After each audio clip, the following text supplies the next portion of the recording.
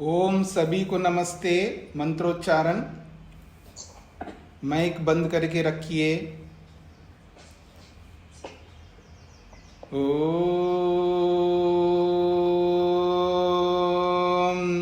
सहनाववतु सहनौ भुनक्तु सह वीर्यं करवावहै तेजस्विनावधीतमस्तु मा विद्विषावहै।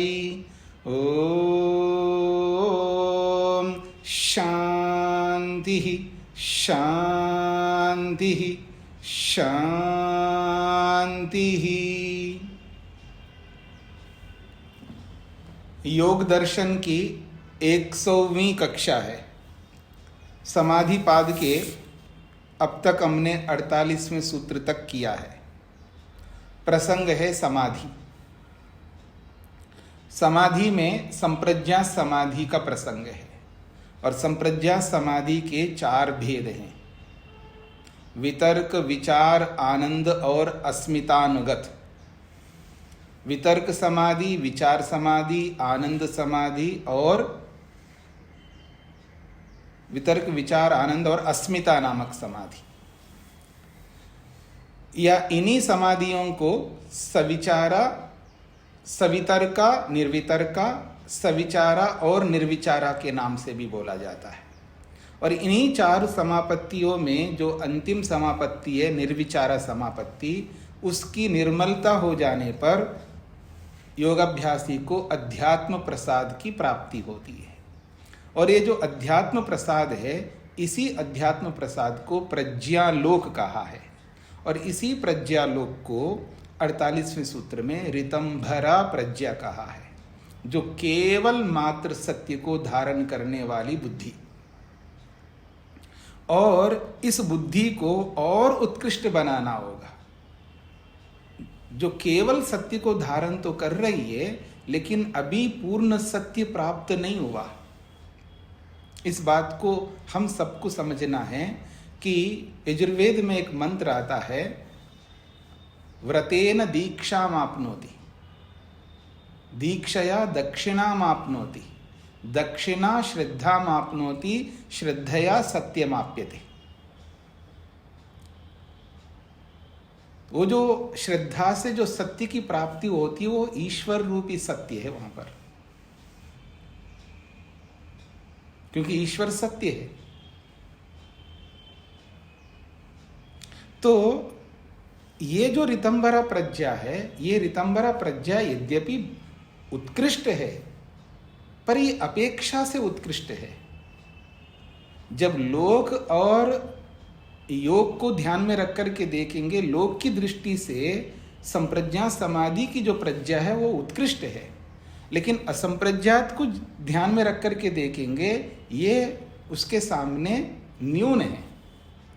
तो इसलिए कहा गया है, आगम प्रमाण से, अनुमान प्रमाण से, इस संप्रज्ञात रूपी समाधि से इस बुद्धि को और प्रखर बनाना है। इसलिए कहा, आगमेन अनुमानेन ध्यानाभ्यास रसेन च त्रिधा प्रकल्पयन प्रज्ञाम लभते योगमुत्तमम्। उत्तम योग को तब प्राप्त करता है जब इन 3 प्रकारों से अपनी प्रज्ञा को, ऋतंभरा प्रज्ञा को और प्रखर करता है और परिमार्जित करता है, तभी वो असंप्रज्ञात में प्रवेश कर पाएगा। ये प्रसंग था। अब इस प्रसंग में किसी को कोई भी प्रश्न हो, इस प्रसंग से संबंधित आप कर सकते हैं। लवनीश जी। नमस्ते स्वामी जी।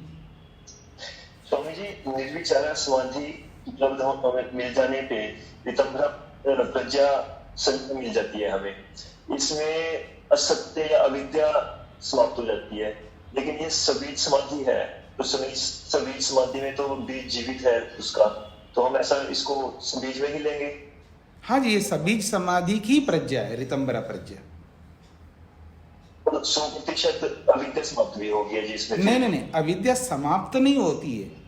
अविद्या कारण रूप में रहती है या दबी हुई रहती है। अविद्या के कई स्वरूप होता है। एक स्वरूप होता है उदार स्वरूप, आगे पढ़ेंगे आप इसी योग में, उदार अवस्था कहते हैं उसका, अर्थात प्रेजेंट में, वर्तमान में वो अविद्या चल रही है। और एक तनु होती है जो कमजोर पड़ी होती है, एक प्रसुप्त होती है, सोई पड़ी रहती है, और एक दबी पड़ी रहती है जिसको विच्छिन्न कहते हैं। जैसे मान लीजिएगा राग कर रहे हैं आप, तो द्वेष जो है वो विच्छिन्न है, अर्थात दबी हुई है, और जब द्वेष कर रहे हैं तो राग दबा हुआ रहता है, ऐसा। तो उदार अवस्था अलग है, और दबना कहो या विच्छिन्न कहो वो अवस्था अलग है, और प्रसुप्त कहो वो अलग अवस्था है, और एक तनु कहते हैं। तनु का मतलब बहुत कमजोर हुआ है, अब सिर उठाने के लायक नहीं है। किसी आदमी को मार मार के लोहान कर दो, मतलब सिर को अलग नहीं करना, धड़ से सिर को अलग नहीं करना, जीवित रखना, लेकिन इतना मारो वो खड़ा ना हो सके, वो सिर उठाने के काबिल ना रहे, इसको कहते तनु, इतना कमजोर करना।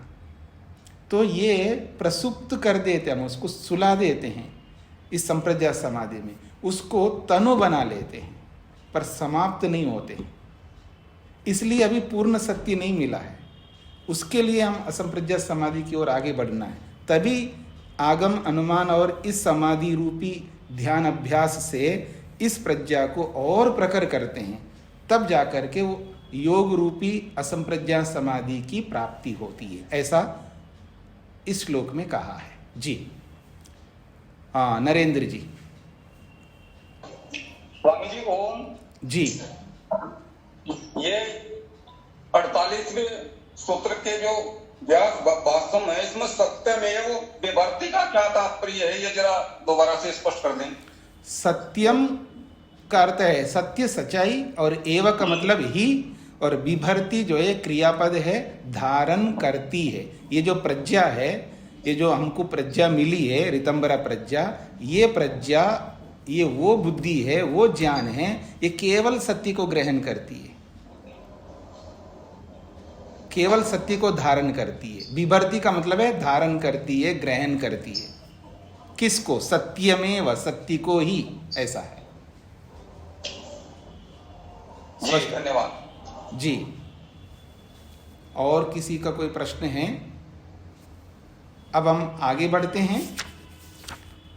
सूत्र संख्या 49 भूमिका में कहा है सा पुनः, सा ऋतंभरा प्रज्ञा, ये सर्वनाम है। सा पुनः, ये जो ऋतंभरा प्रज्ञा है वो, उसकी क्या विशेषता है? क्योंकि शक्ति को ही धारण करती है, तो कुछ तो बताओ आप कि क्या ऐसी विशेषता है जो केवल शक्ति को ही धारण करती है। तो कहते हैं श्रुतानुमान प्रज्ञाभ्याम अन्य विषया विशेषार्थत्वात्। श्रुतानुमान प्रज्ञाभ्याम अन्य विषया विशेषार्थत्वात्। अन्य विषया, ये स्त्रीलिंग में है, अन्य विषय वाली ये ऋतंभरा प्रज्ञा होती है। किससे भिन्न विषय? अन्य का मतलब भिन्न, भिन्न विषय वाली ये ऋतंभरा प्रज्ञा होती है। किससे भिन्न? श्रुतानुमान प्रज्ञाभ्याम। एक श्रुत प्रज्ञा है, एक अनुमान प्रज्ञा। प्रज्ञा का अर्थ है बुद्धि, ज्ञान। श्रुत तो शब्द प्रमाण हो गया, और अनुमान हो गया अनुमान प्रमाण।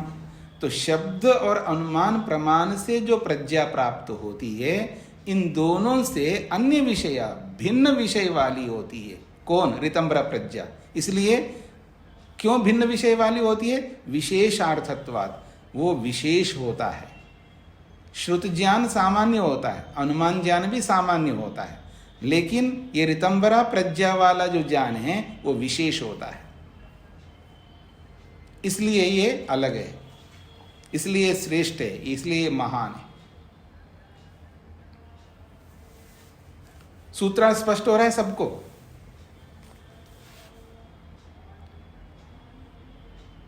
स्वामी जी एक बार फिर से इसको फिर से दोहराइए। जी।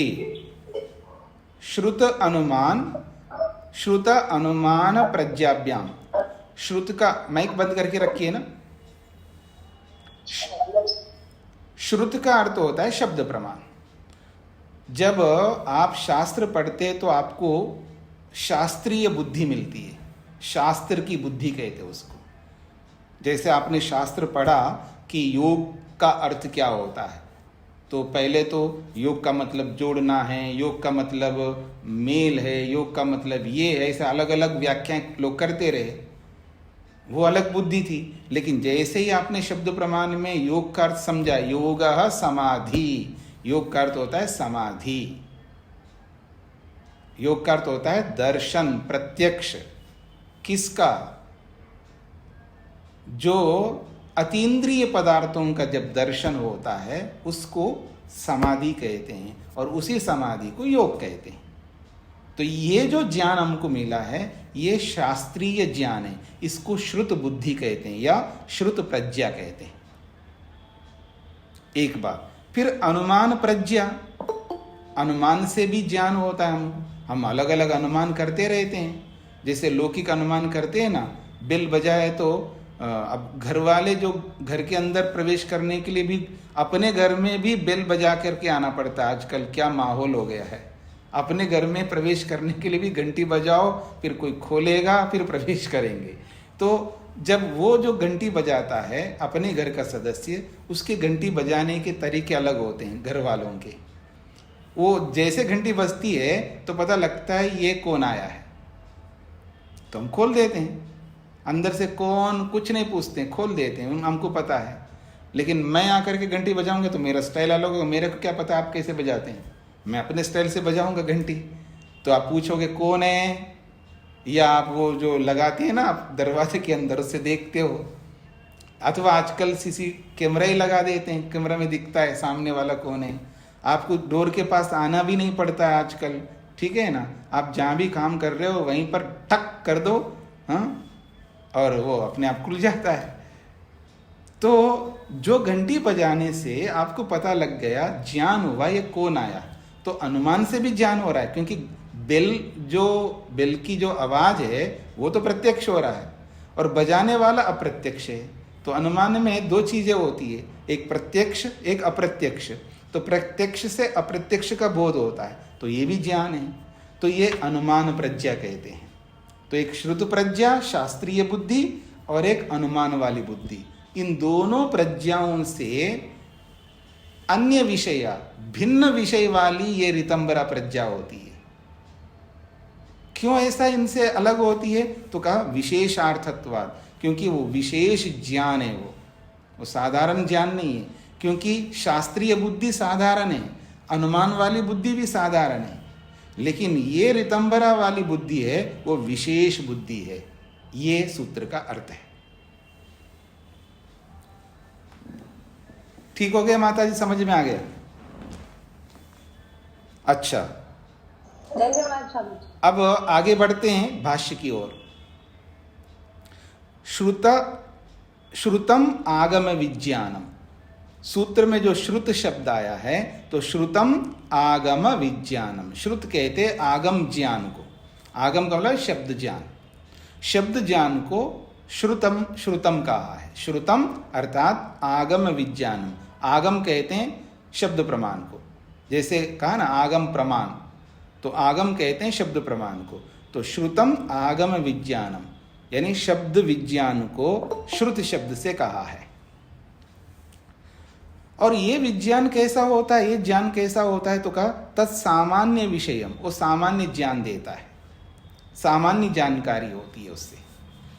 अब यहाँ मेरी ओर देखिएगा, सामान्य ज्ञान और विशेष ज्ञान किसे कहते हैं ये तो आपको बताना होगा, क्योंकि आप पढ़ चुके हैं। कौन बताएंगे सामान्य ज्ञान क्या होता है और विशेष ज्ञान क्या होता है? हाँ, परीक्षा हो रही है आपकी। वेद प्रिया जी बताइए। स्वामी जी, विशेष ज्ञान तो प्रत्यक्ष से होगा और सामान्य ज्ञान तो अनुमान से करते हैं हम। उसमें हमें बिल्कुल एग्जैक्टली पता होता, क्योंकि हमने सुना है, सुन के हम बिल्कुल किसी के बारे में एग्जैक्ट नहीं बता सकते हैं, इसलिए सामान्य ज्ञान बोलते हैं उसको। नहीं, आप शास्त्रीय उत्तर दीजिएगा जो आप पढ़ चुके हैं। अब ये सामान्य ज्ञान विशेष ज्ञान कहाँ पढ़े हैं, कौन बताएंगे? अनीता जी? नहीं, हाँ अनीता जी ने हाथ खड़ा किया था क्या पहले? हाँ और स्वामी जी थोड़ा सा मुझे कंफ्यूजन था, वो तो नहीं बता सकती, लेकिन ये बता सकती हूँ कि सामान्य और विशेष जो होता है ना, जैसे देखना आपको रोकूंगा पहले बोलने से पहले, सोच समझ करके बोलना, तुक नहीं लगाना। हाँ जी। जैसे कि हम मनुष्यों में जो सभी मनुष्य हैं वो सामान्य ज्ञान हो गया, और मनुष्यों में जैसे कोई अध्यापक है या कोई इंजीनियर है, डॉक्टर है, तो वो विशेष क्या हो गया। तो मतलब ये इस तरह से सामान्य और विशेष का ज्ञान जो है वो होता है, लेकिन कहाँ है वो मुझे स्मरण नहीं आ रहा अभी। हाँ तो आपने ऑलमोस्ट बताया है, लेकिन थोड़ा सा बचा है, ठीक है जी। विशेष में ये होगा कि जैसे सभी मनुष्य हैं वो सामान्य हो गया, सामान्य ज्ञान, लेकिन मनुष्यों में जो अलग से जिसके मतलब जिसकी अलग प्रतिभा है, मतलब उस हिसाब से जैसे कोई टीचर है या कोई इंजीनियर है, तो वो उसका विशेष ज्ञान होगा। देखिए आप जो उत्तर दे रही हैं वो वैशेषिक दर्शन के सामान्य विशेष का उत्तर दे रही है। मेरे को योग दर्शन का सामान्य विशेष उत्तर चाहिए। हाँ ये याद रखना जी। आप वैशेषिक दर्शन में जो 6 पदार्थों में सामान्य और विशेष होते हैं उस रूप में आप उत्तर दे रहे हो, मेरे को वो उत्तर नहीं चाहिए यहाँ पर। सागर जी? नमस्ते स्वामी जी। जी स्वामी जी, प्रथम सूत्र की व्याख्या में आपने पढ़ाया है सद्भूतम अर्थम प्रज्योति, यानी कि यथार्थ ज्ञान। नहीं जी, ये उत्तर नहीं है। के जयनारायण जी? नमस्ते स्वामी जी। मनुष्यत्व सामान्य है और विशेष स्त्री पुरुष जाति होता है ना। ये वैशेषिक के अनुसार बता रहे हो, जो अनीता जी बता रही थी, वो उत्तर यहाँ नहीं है। वो वैशेषिक में वो उत्तर होगा आपका। मैं वैशेषिक के अनुसार प्रश्न नहीं कर रहा हूँ, मैं योग के अनुसार प्रश्न कर रहा हूँ। कोई बात नहीं, अनिल जी बताएंगे। नमस्ते स्वामी जी। जी स्वामी जी, अंतर्ज्ञान ज्ञान सामान्य ज्ञान है, आध्यात्मिक ज्ञान विशेष ज्ञान है। नहीं, वो आप अपने ढंग से बता रहे हो, इस योग के अनुसार बताना है। सतीश जी? नमस्ते स्वामी जी। जी स्वामी जी, परमाणु के उसमें पढ़ाते हुए आपने बताया था, जब परमाणु के विषय में पढ़ाया जा रहा था, कहाँ परमाणु के विषय में कहाँ पढ़ा है आपने? जो वृत्तियों के उसमें जब प्रमाण वृत्ति का बता रहे थे, हाँ हाँ, तो उसमें ये प्रमाण, प्रत्यक्ष प्रमाण और जो अनुमान प्रमाण आदि के बारे में जो वहाँ पे चर्चा जी जी, तो उसमें ये बताया था कि विशेष और सामान्य ज्ञान कैसे। जी, आप कई बार योग पढ़े हैं तो आपको तो सटीक अधूरा उत्तर नहीं देना था, आपको तो पूरा देना था। आपने लगभग पहुंच गए वहां पर, लेकिन पूरा सूत्र बोल करके बताते तो अच्छा होता। चलिए ममता जी। जी स्वामी जी, मुझे इतना याद है जी, जो सभी पदार्थ में है जो गुण ये सामान्य है, साधारण गुण ही सामान्य है, जो सभी पदार्थ में नहीं है, भिन्न है, वो विशेष गुण है। हाँ, ये आप वैशेषिक के अनुसार बता रहे हो। आप जो अनीता जी ने बताया है, जो जय नारायण जी ने बताया, वैसे आप बता रहे हो। हमें योग दर्शन के अनुसार बताना था। कोई बात नहीं, अब मैं बता देता हूँ कि आपने जैसे सतीश जी ने बताया प्रमाणों के विषय में बताया था, बिल्कुल ठीक बताया, और वो बहुत सरल है। प्रमाण वृत्ति जो है, प्रमाण वृत्ति में बताया ये सारी बातें हैं। और प्रमाण वृत्ति का सूत्र है प्रत्यक्ष अनुमान आगमाः प्रमाणानि। इस सूत्र में ये आया। माइक बंद करिएगा जी। तो प्रत्यक्ष अनुमान आगमाः प्रमाणानि इस सूत्र में पढ़ाया, और वहाँ पर ये स्पष्ट कहा है कि अनुमान ज्ञान जो होता है वो सामान्य जानकारी कराता है। और शब्द प्रमाण जब पढ़ा है, उसमें भी सामान्य जानकारी होता है। तो ये सामान्य जानकारी होता क्या है और विशेष जानकारी होता क्या है, ये आपको थोड़ा समझना है। वहाँ तो बताया गया है, जब किसी वस्तु को हम देखते हैं, जैसे थोड़ा सा दूर से देखा हमने, किसी वस्तु को दूर से देखा है तो हमको लग रहा है कि यहाँ कोई आदमी खड़ा है। क्यों लग रहा है? क्योंकि वहां आदमी के सामान्य लक्षण दिख रहे हैं, आदमी के, मनुष्य के सामान्य लक्षण दिख रहे हैं। और ठूंठ भी ऐसा ही होता है। ठूंठ वो भी आदमी की तरह खड़ा हुआ दिखता है, क्योंकि उसके भी सामान्य लक्षण ऐसे ही होते हैं। तो ठूंठ के और आदमी के दोनों का सामान्य लक्षण है, दोनों में बराबर वही है। उतना ही ऊंचाई लग रही, उतना ही मोटा लग रहा है, तो लंबाई चौड़ाई जो है लगभग मनुष्य की तरह दिख रहा है ठूंठ। ठूंठ उसको कहते हैं जो मोटा ताजा अच्छा पेड़ हो, बहुत ज़्यादा मोटा नहीं, आदमी जितना मोटा पेड़ हो और ऊपर से काट दें, उसका तना तना रख दें, उस तना को ठूंठ कहते हैं। लगभग 5.5-6 फुट का ठूंठ है वहाँ पर, वृक्ष का तना, और कोई आदमी भी है तो पता नहीं लगता, दूर से थोड़ा सा कम प्रकाश है तो पता नहीं लगता।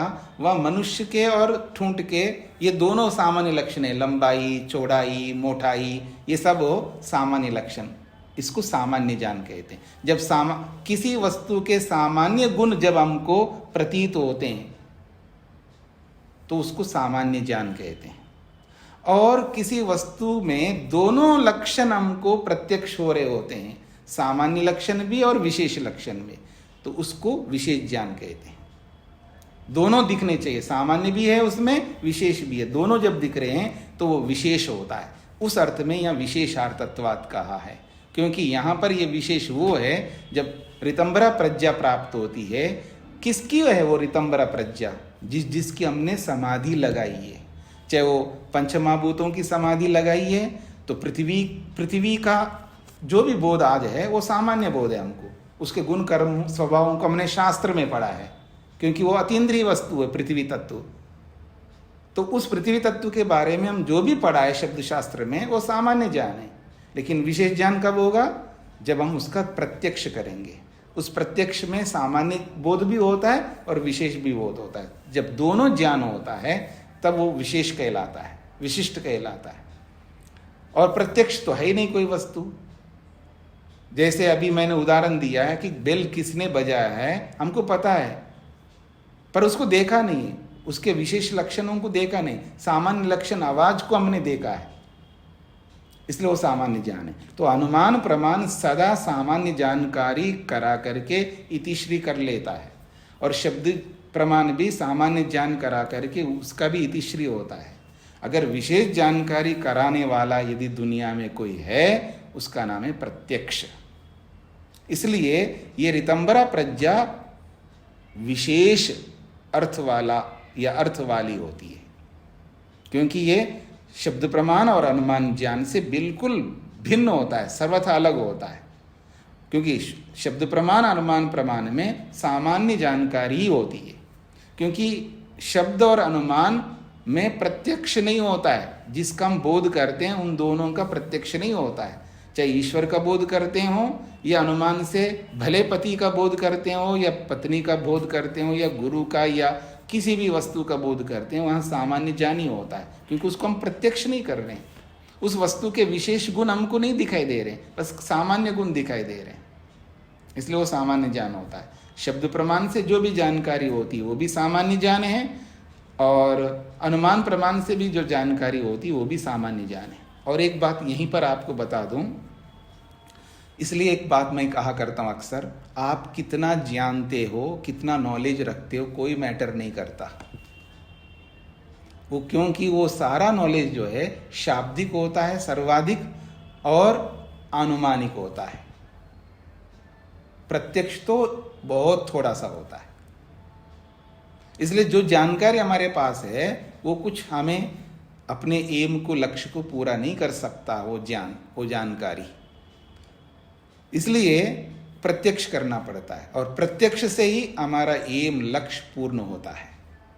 इसलिए प्रत्यक्ष अगर हो गया उसके लिए फिर और किसी की आवश्यकता नहीं है। इसलिए उसी प्रमाण प्रसंग में, उसी प्रत्यक्ष अनुमान आगमाः प्रमाणानि, उस सूत्र में ये भी कहा है प्रत्यक्ष से बढ़कर और कोई प्रमाण नहीं होता। और वहाँ ये भी बताया है कि प्रत्यक्ष के सहारे से ही सभी प्रमाण चलते हैं। ठीक हो गया जी? तो इसलिए कहा है कि श्रुत अनुमान प्रज्ञाभ्याम अन्य विषया विशेषार्थत्वा, क्योंकि वो विशेष होता है, विशेष अर्थ वाली प्रज्ञा है, वो अर्थ के विशेष गुणों को प्रस्तुत करने वाली प्रज्ञा है, क्योंकि वो विशेष गुण साक्षात प्रत्यक्ष हो रहे होते हैं, इसलिए वो विशेष अर्थ वाली प्रज्ञा है। अब तो स्पष्ट हो गया होगा। सागर जी को कोई प्रश्न है क्या, या ऐसे ही आप पहले का खड़ा? हाँ जी। अब कहते हैं श्रुतम आगम विज्ञानम तत्सामान्य विषयम। ये जो श्रुत विज्ञान है वो सामान्य विषय वाला होता है, सामान्य जानकारी कराता है। जैसे हम वेद पढ़ते हैं या ऋषियों के कोई भी ग्रंथ पढ़ते हैं तो उससे जो जानकारी होती है ईश्वर का, आत्मा का, जो भी है, सामान्य जानकारी होती है। अगर वहाँ विशेष जानकारी होती हो तो फिर प्रत्यक्ष करने की जरूरत ही नहीं है। और आप में से जो जो न्याय दर्शन पढ़े हैं वह इसी प्रमाण के प्रसंग में न्याय दर्शन में उदाहरण दे करके समझाया था कि वहाँ पर वात्स्यायन ने उदाहरण दिए थे। किसी ने शब्द प्रमाण से जाना, उससे उसको संतुष्टि नहीं होती है, फिर उसका वो अनुमान भी करता है, और अनुमान से, शब्द ज्ञान से अनुमान से ज़्यादा संतुष्टि मिलती है, क्योंकि अनुमान शब्द प्रमाण में तो बस केवल शब्दों को पढ़ करके जाना है, और अनुमान में उससे बिल्कुल भिन्नता होती है। अनुमान में अर्ध सत्य होता है, आधा प्रत्यक्ष होता है, आधा अप्रत्यक्ष होता है। उसका भी उदाहरण दिया था वहाँ। और फिर उसके बाद में उन्होंने प्रत्यक्ष किया तो पूरा होता है, संतुष्ट होता, अब कुछ नहीं करना मेरे को, ऐसा वहाँ न्याय दर्शन में स्पष्ट किया। इसलिए प्रत्यक्ष बहुत महत्वपूर्ण होता है। हाँ जी, ऋचा जी। नमस्ते स्वामी जी। लेकिन प्रत्यक्ष तक पहुंचने के लिए हमको शब्द प्रमाण का ही सहारा लेना पड़ेगा, क्योंकि वही हमारे लिए श्रुत ग्रंथ है और ऋषियों के द्वारा कृत ग्रंथ है। इसलिए सबसे अच्छा माध्यम तो वही बनेगा ना स्वामी जी। हाँ, तो मैं मना कर रहा हूँ क्या? मैं मतलब आपने भी बोला ना कि ऋषियों के ग्रंथ सामान्य जानकारी कराते हैं, सामान्य जानकारी कराते हैं, लेकिन वही रुकिए यहीं रुकिएगा। मैं इस प्रत्यक्ष की अपेक्षा से वो सामान्य जानकारी कराते हैं ये बोला है, और इसका बिल्कुल तात्पर्य नहीं है कि उसके बिना हम जा सकते प्रत्यक्ष तक। वही मैं कहना चाह रही थी। तो आपको कहने की आवश्यकता नहीं है, वो तो अंडरस्टूड है, मेरे को भी पता है। हाँ जी जी। तो आइए, कोई बात नहीं। तो श्रुतम आगम विज्ञानम तत्सामान्य विषयम, वो सामान्य जानकारी कराता है, उसी को बोल रहे हैं आगे खोल करके। नहीं आगमेन शक्यो विशेषो अभिधातुम। कहते हैं आगमेन, आगम रूपी शब्द प्रमाण से विशेषा, उस वस्तु के विशेष गुणों को अभिधातुम न शक्या, जान नहीं सकते। आगम रूपी शब्द प्रमाण से जिस वस्तु को हम जान रहे हैं उस वस्तु को विशेष रूप से जान नहीं सकते, ये कहा गया है। कस्मात, क्यों नहीं जान सकते?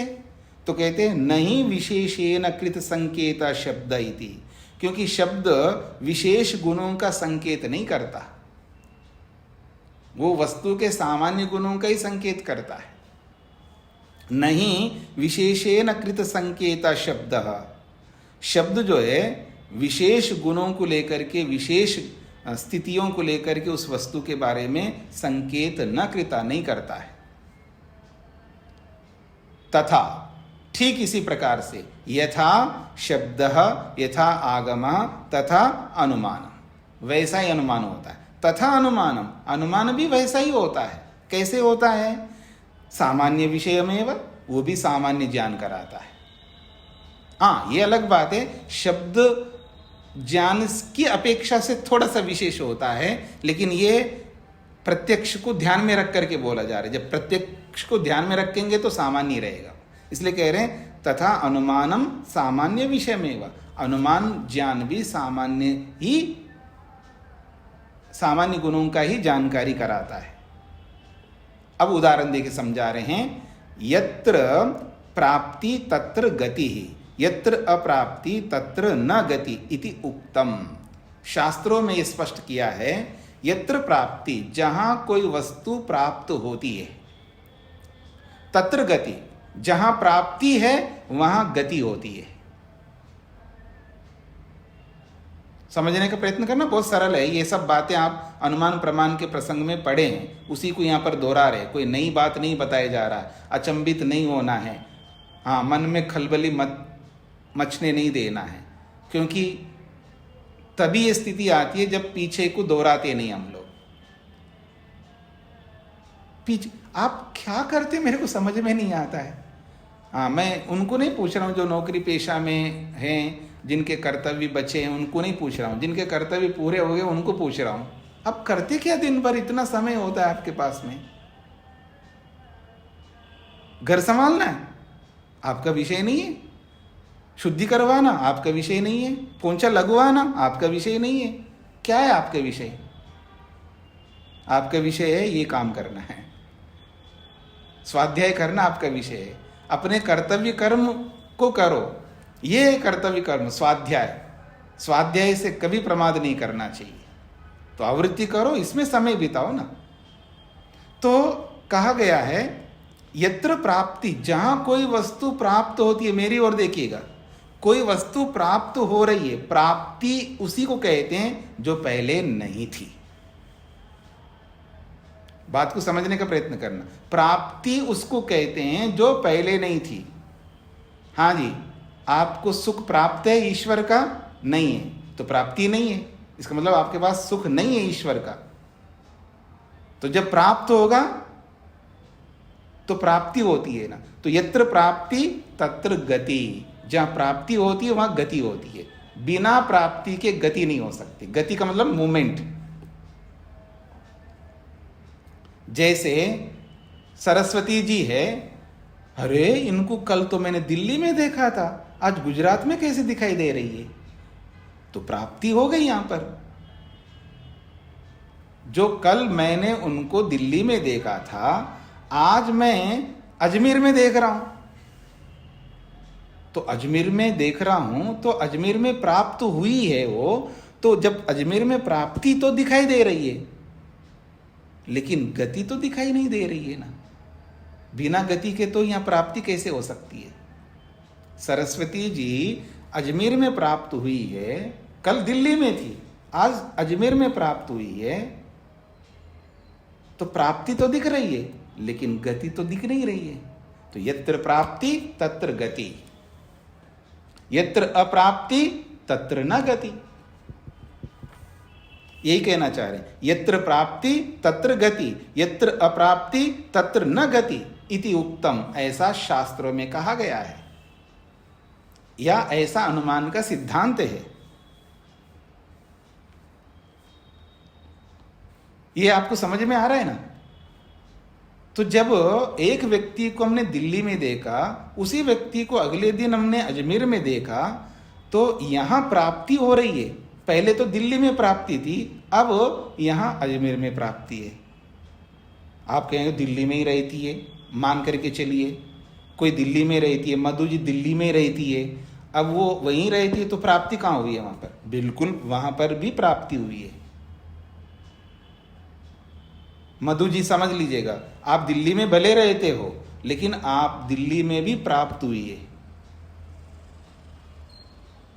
कैसे? दिल्ली में वहीं रहती तो प्राप्ति कैसे हो? हाँ, कब से रह रही हैं आप? बताओ, दिल्ली में कब से रह रही हैं आप? मधु जी बोलो। 50 साल, 60 साल, कितने साल हो गया? हाँ जी, पूरा जीवन हो गया यहीं पे। हाँ, तो साल तो बताओ।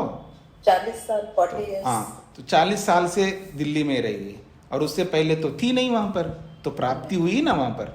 जी, पर समझिए बिना गति के प्राप्ति हुई है तो, या पहले गति की? नहीं, गति की पहले ये प्राप्ति बिना गति के नहीं होती, यही तो समझाना चाह रहे हैं जी। यही तो हमारा मुद्दा यही है ना कि अगर कोई वस्तु प्राप्त हुई है तो पहले नहीं थी वहां पर और आज प्राप्त है, तो वो जो प्राप्ति हुई है, प्राप्ति तो दिखाई दे रही है, गति दिखाई नहीं दे रही है, इसलिए तो गति का हम अनुमान करते हैं। वो आई है तो आना जो है वो गति से होता है, बिना गति के आना नहीं होता है ना। आना नहीं दिखाई दिया हमको, लेकिन प्राप्ति दिखाई दे रही है, तो उस प्राप्ति से हम लोग अनुमान कर, प्राप्ति तो प्रत्यक्ष हो रही है, लेकिन जो आना है वो प्रत्यक्ष नहीं हो रहा है। उस अप्रत्यक्ष आने रूपी गति का हम अनुमान करते हैं।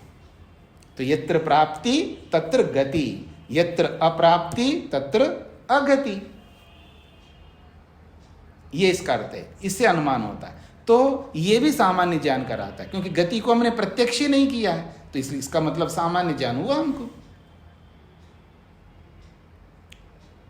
अब विशेष ज्ञान बता दूं। दिल्ली में देखा था, ठीक है ना, दिल्ली में देखा था, अब दिल्ली से देख के मैंने फ्लाइट लिया और बैठ गया, बैठ में, और बीच में मेरे को लगा कि एक बार रेस्ट रूम जाना चाहिए, उठ करके जा रहा तो दिखाई दिया उन्होंने, वो उन्हीं को देखा, तो गति दिख रही ना उसकी, चल रही ना, मतलब विमान चल रहा है ना, गति हो रही ना,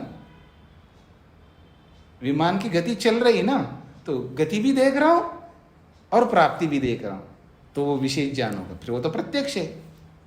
साथ में गति को भी देख रहा हूं और प्राप्ति को भी देख रहा हूं, तो वो प्रत्यक्ष हो जाएगा। लेकिन हर जगह नहीं देख सकते हम लोग,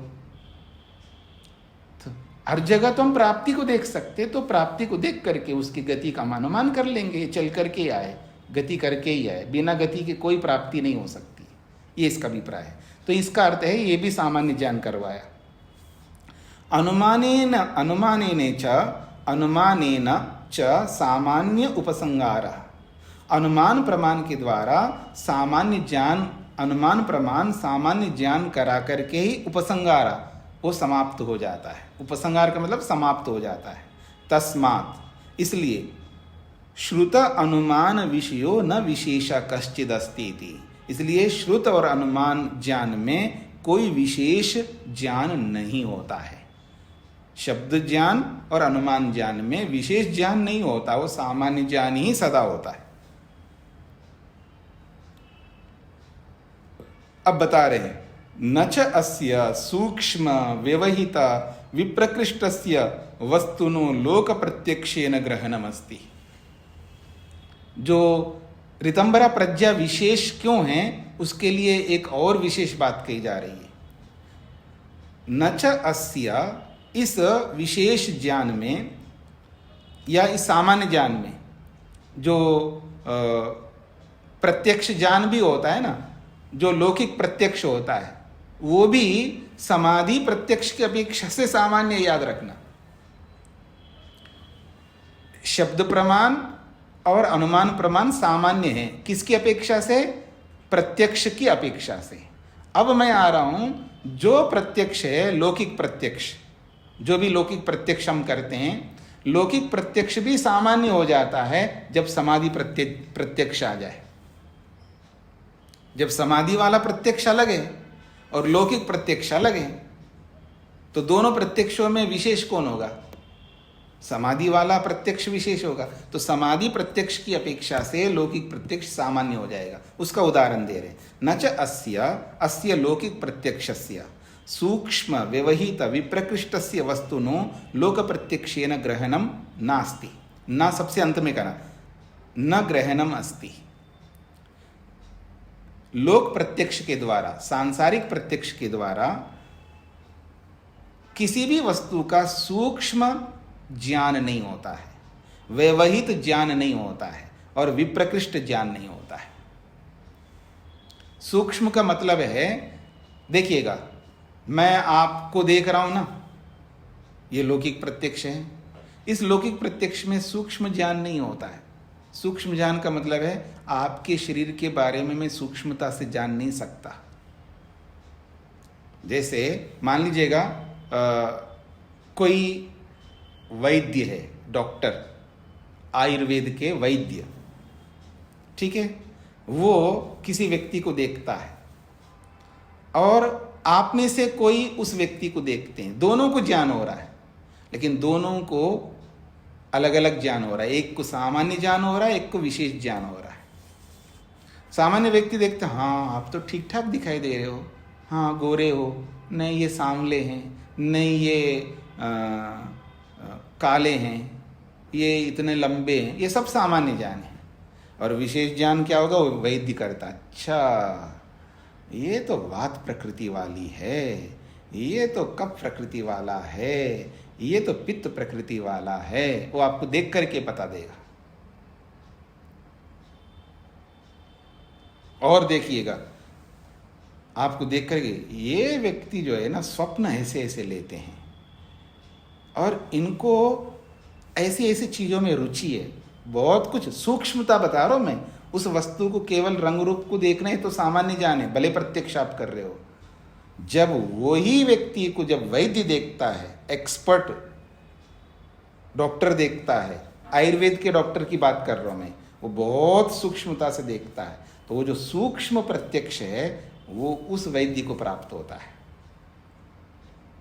और उससे भी सूक्ष्म प्रत्यक्ष जो है वो योगी को प्राप्त होता है।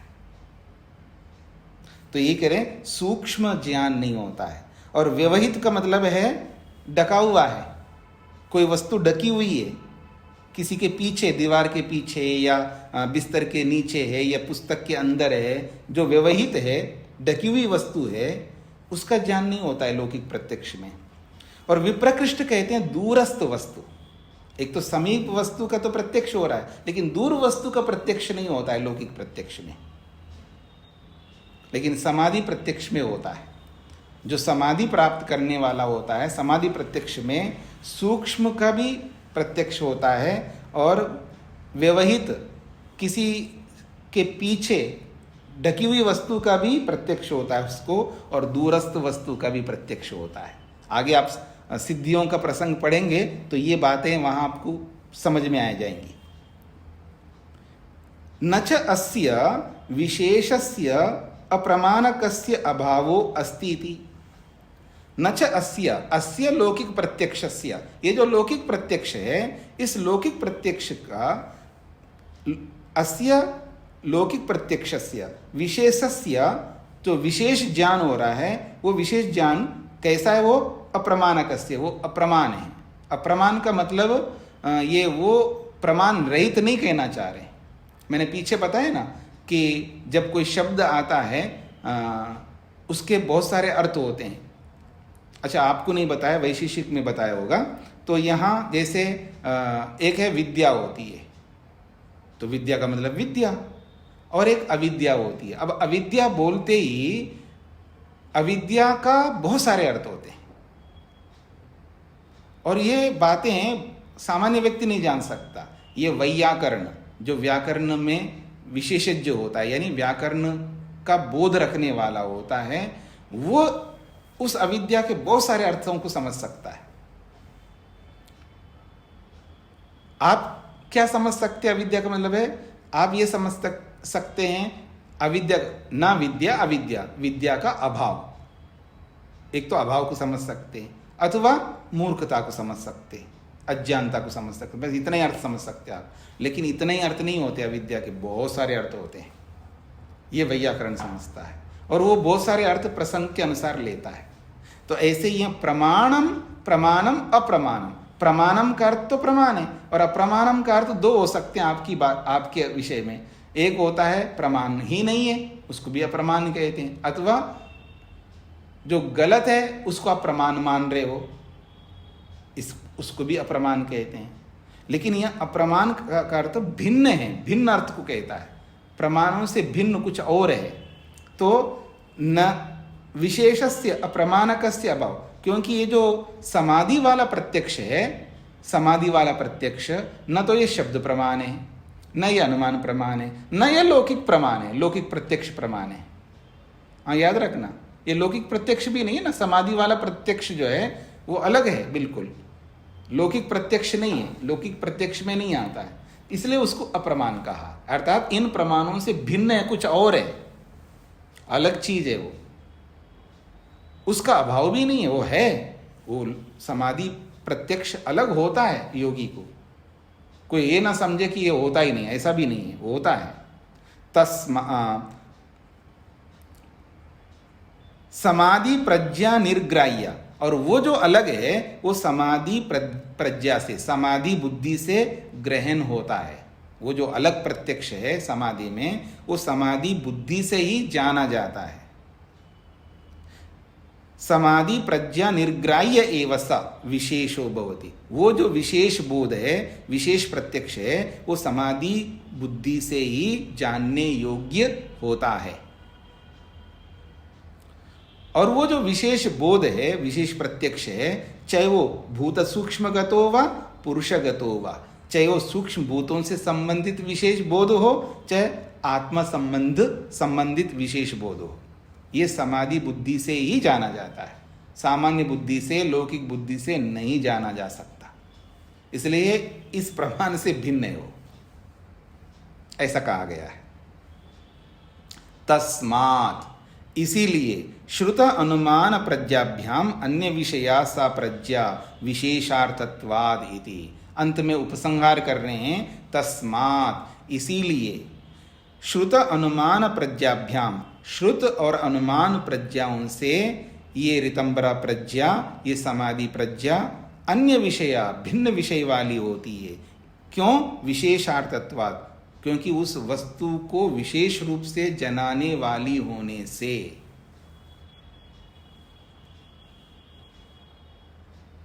समझ में आ गया? ऋचा जी को क्या पूछना है?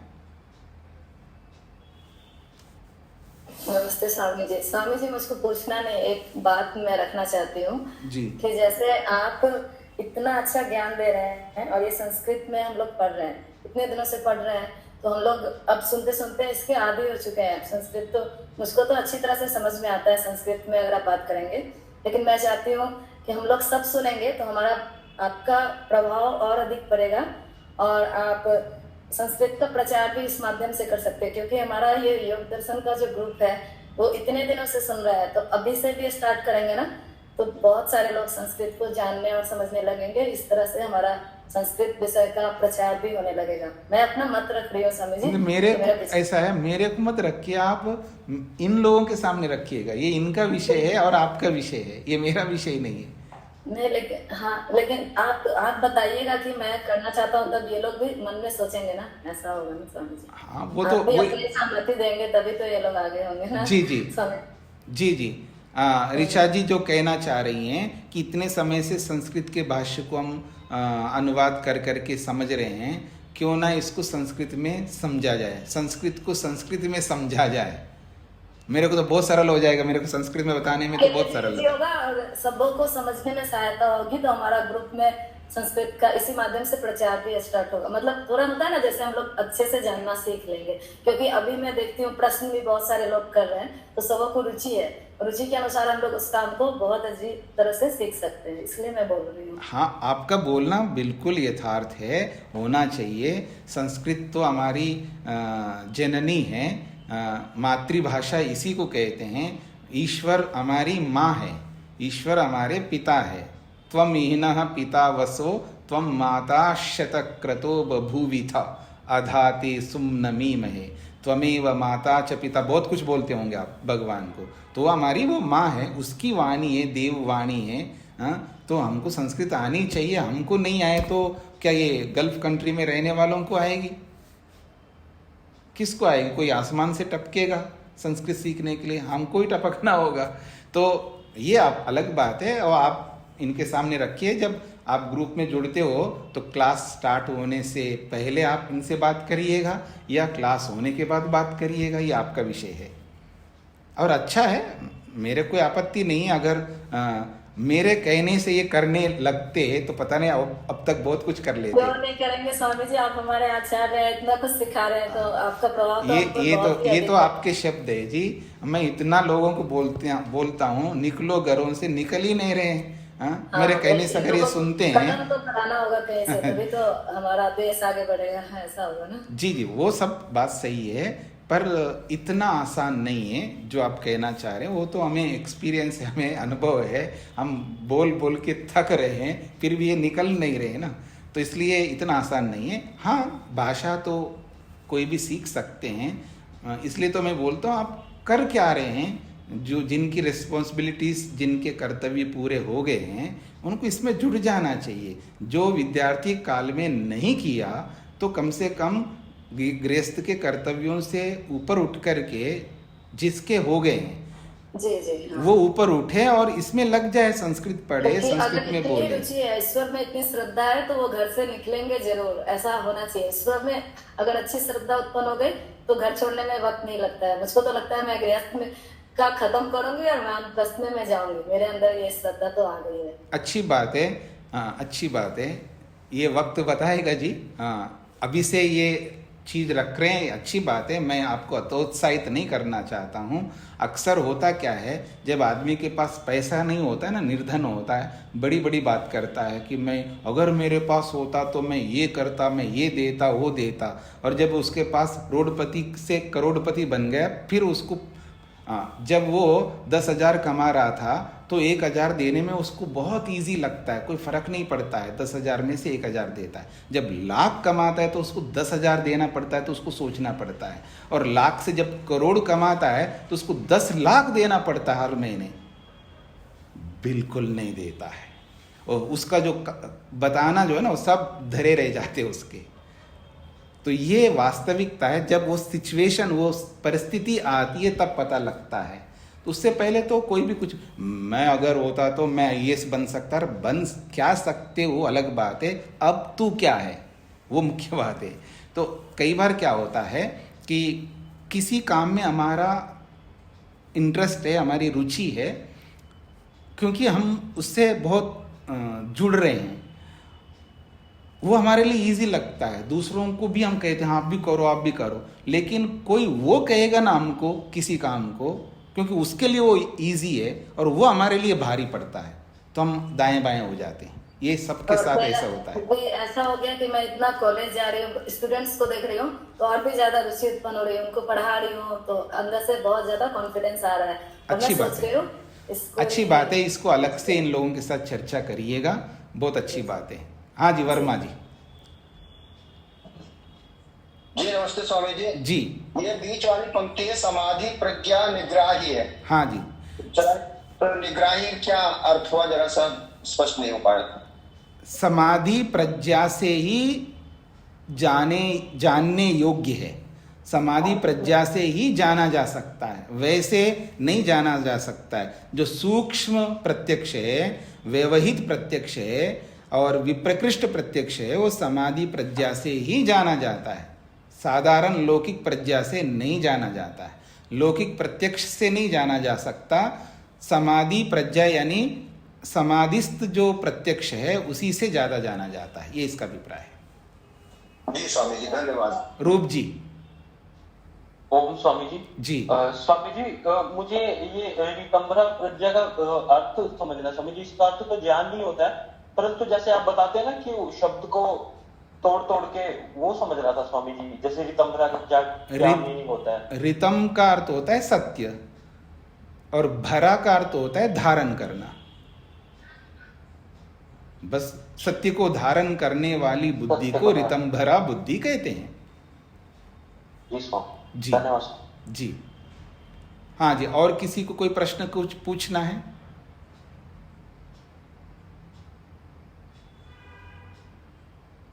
स्वामी जी, मुझे पूछना था, मेरा संभवतः आपको हाथ नहीं दिखाई दे रहा, रेस्ट हुआ। नहीं, मैं वो यहाँ कुछ आ जाता है ना बीच में। कोई बात नहीं। हाँ, जी। सा प्रज्ञा अंत में है, सा प्रज्ञा विशेषार्थ विधि। इसका मुझे ये नहीं समझ आया कि उसी विशेष अंश का बोध होता है जो समाधि में ज्ञान हम प्राप्त कर रहे हैं, प्रत्यक्ष कर रहे हैं।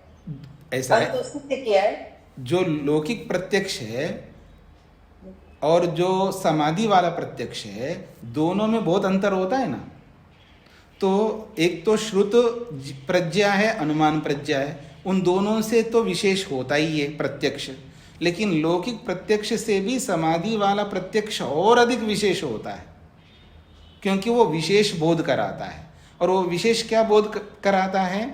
वो सूक्ष्म से सूक्ष्म का भी बोध कराता है, और व्यवहित का भी बोध कराता है, और विप्रकृष्ट का भी बोध कराता है।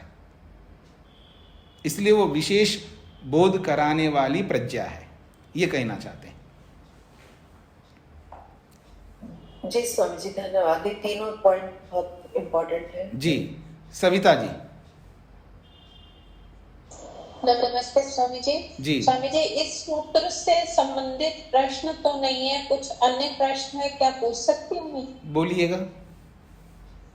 आज किसी ने मेरे से पूछा तो मैंने कहा अच्छा मैं आपसे क्लियर करूं कि जैसे हम परमात्मा का कहते हैं कि सत्य चित आनंद स्वरूप है जी, तो इसमें स्वरूप ईश्वर का तो कोई स्वरूप नहीं है, तो फिर यहाँ स्वरूप शब्द किसके लिए इस्तेमाल हुआ है?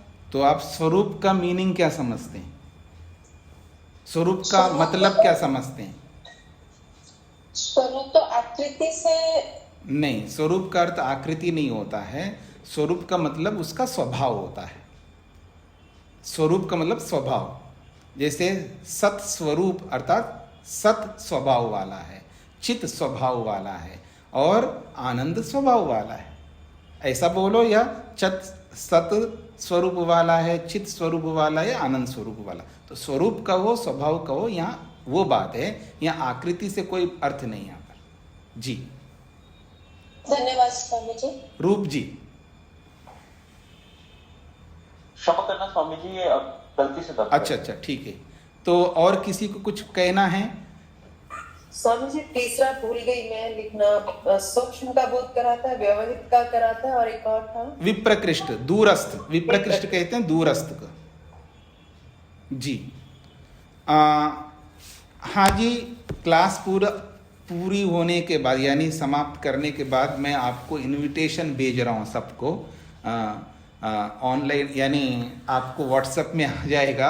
8 दिसंबर को रोजड़ गुजरात में ब्रह्मचारियों का भवन बन के तैयार हुआ है, तो उसका उद्घाटन हो रहा है। तो आप सबको मैं आमंत्रित कर रहा हूँ, आप आ जाएं। आप जितने आ सकते हैं तो आप आ जाएंगे तो अच्छा होगा। आप देखेंगे नया गुरुकुल और विद्यार्थी भी वहाँ पर हमारे अच्छे हो गए हैं। मैंने जैसा कि अभी पीछे बताया था, छोटे भी बच्चे भी का एक अलग हमारा चल रहा है और बड़े बच्चों का भी चल रहा है। तो उसमें हमारे ही स्नातक हैं, हमारे यहाँ से पढ़े हुए हैं, जो चारों वेदों को सस्वर सिखाते हैं उन बच्चों को, और बच्चे वेद भी सीखते हैं। तो आप वहाँ आएंगे तो वहाँ का माहौल ही अलग मिलेगा। आपको वेद मंत्रों गुंजायमान आप दिखेंगे। वेद मंत्र बोले जा रहे हैं, ऋग्वेद के, यजुर्वेद के, अथर्ववेद के, केवल सामान्य पाठ नहीं, सस्वर, बहुत मेहनत लगता है उसमें। तो ये सब चल रहा है वहाँ पर। तो आप उद्घाटन में आ जाइए। मैं अभी क्लास समाप्त होते ही मैं आपको इनविटेशन सबको भेज रहा हूँ व्हाट्सएप पे। स्वामी जी मुझे तो आ गया आमंत्रण पहले ही। हाँ कोई बात नहीं, और मैं दोबारा भेज देता हूँ, और क्या है। हाँ, तो सभी को निमंत्रण है सबके लिए। पर्सनल एक एक व्यक्ति को मैं क्या बोलूँ, समूह में एक साथ बोल रहा हूँ, इसलिए कभी ये ना समझे कि हमें अलग से बोला नहीं, हम कैसे जाएं। ऐसा नहीं है, सब आमंत्रित हैं, सब आ सकते हैं, जितने भी आ सकते, बस केवल मेरे को सूचित करना होगा, मेरे को लिखवाना होगा हम इतने व्यक्ति इस समय आ रहे हैं, ताकि उसी ढंग से व्यवस्था कर सके। और जैसी व्यवस्था है उसमें रहना होगा, क्योंकि उद्घाटन के बाद तो कमरे कमरे होंगे, लेकिन उद्घाटन से पहले कमरे नहीं मिलेंगे। जैसे भी रहना होगा। ये तो हो सकता है, मतलब यूँ तो रहने का तो कोई बात नहीं है, थोड़ा सा एडजस्ट करना पड़ेगा सबके साथ में, ये हो सकता है, पर व्यवस्था पूरी करने का प्रयत्न करेंगे। हाँ जी, स्वामी जी को क्या कहना है? स्वामी जी प्रणाम जी। विशेष एकाध सप्ताह का कोई विशेष ध्यान साधना का कुछ कार्यक्रम बना लेते तो बड़ा अच्छा रहता इसी में। नहीं अभी नहीं विशेष सीख लेते। ऐसा है कि मैंने पहले भी संकेत किया था, वहाँ जो वॉशरूम्स है वो बहुत पुराने हो गए थे, उसको हटा के अभी नए बना रहे हैं। और वो दिसंबर लास्ट तक उनको हमने टारगेट दिया कि दिसंबर एंड तक आप बना करके दो, लेकिन संभावना नहीं लग रहा है क्योंकि उनको स्टार्ट करके अभी 4 महीने ही हुए हैं, तो लगता नहीं है। लेकिन जनवरी फरवरी तक भी वो बना करके हमको दे तो फिर हम मार्च से आगे हम शिविर लगाएंगे वहाँ पर, इसलिए अभी शिविर इस साल बंद रखे हमने। वॉशरूम रूम से जो अटैच है वो बन रहे हैं या सामूहिक बन रहे हैं? ये सब विद्यार्थियों का बन रहा है। ये वॉशरूम्स कह रहे हो? हाँ जी, वॉशरूम से इकट्ठे बन रहे हैं, 2 फ्लोर में बन रहे हैं, मतलब नीचे और ऊपर मिलकर के बन रहे हैं, जिसमें 100 लोग, 100 कह रहा हूँ, 250 से 300 लोग, क्योंकि हमारा वहाँ कैंप लगता है तो एक हम 50 मिनट देते हैं या 1 घंटा मान लीजिए। 1 घंटे में सबको अपना नित्य कर्म करना होगा, स्नान आदि जो भी करना है वो सब करके आना है इतने लोगों को। तो इतने लोगों को करना है तो एक साथ ही करेंगे ना, तो उस तरह का वॉशरूम्स बन रहे हैं जी। 250 से 300 लोग एक साथ कर सके ऐसे लोगों के लिए बन रहा है जी। ठीक है जी, इसको यहीं पर विराम देता हूँ। ओम शांति शांति शांति।